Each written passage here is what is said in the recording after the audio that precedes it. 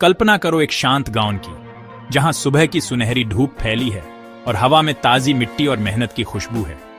वहीं तुम्हें मिलेंगे हरिदास काका, एक बूढ़े किसान जो उम्र से झुके हुए हैं लेकिन हिम्मत में ऊंचे हैं, और छोटा राजू, 10 साल का एक बच्चा जिसकी आंखों में सपने हैं। लकड़ियां इकट्ठा करते हुए राजू खेतों की तरफ देखता है, काका को हल चलाते हुए देखता है। उनके माथे पर पसीने की बूंदें चमक रही हैं। राजू सोचता है, काका कभी हार क्यों नहीं मानते। काका हंसते हैं, थक तो मैं भी जाता हूं बेटा, लेकिन ये खेत, ये मेरी जिंदगी है। मैं तुम्हारी उम्र का था तब से इनमें काम कर रहा हूं। राजू पूछता है, क्या आपको खेती से कभी कुछ मिला भी। काका की आंखें दूर कहीं खो जाती हैं। कई बार मैंने सब कुछ खो दिया, सूखा पड़ा, बाढ़ आई, फसलें बर्बाद हो गई, लेकिन मैंने कभी उम्मीद नहीं छोड़ी। अगर एक किसान उम्मीद छोड़ दे तो वो एक बीज भी नहीं बो सकता। एक पेड़ के नीचे बैठे वे एक शांत पल साझा करते हैं। राजू पूछता है, आप कैसे लगे रहे काका। काका मुस्कुराते हैं, हर बार जब जमीन टूटी मैंने फिर से बीज बोए। मैं कभी मेहनत से भागा नहीं, क्योंकि मुझे विश्वास था एक दिन ये खेत जरूर खिलेंगे।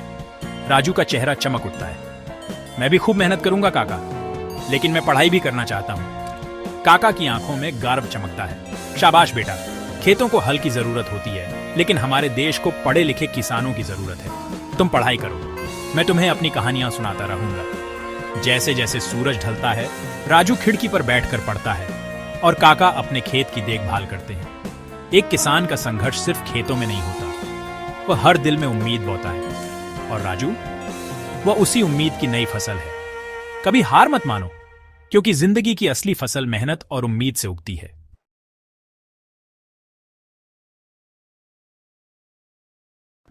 कल्पना करो एक शांत गांव की, जहां सुबह की सुनहरी धूप फैली है और हवा में ताजी मिट्टी और मेहनत की खुशबू है।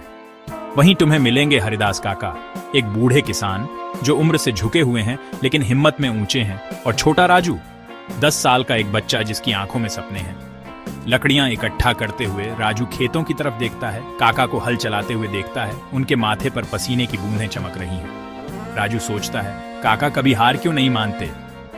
काका हंसते हैं, थक तो मैं भी जाता हूं बेटा, लेकिन ये खेत, ये मेरी जिंदगी है। मैं तुम्हारी उम्र का था तब से इनमें काम कर रहा हूं। राजू पूछता है, क्या आपको खेती से कभी कुछ मिला भी।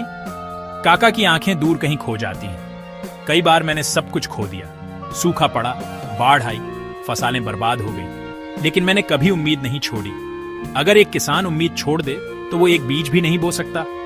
एक पेड़ के नीचे बैठे वे एक शांत पल साझा करते हैं। राजू पूछता है, आप कैसे लगे रहे काका। काका मुस्कुरा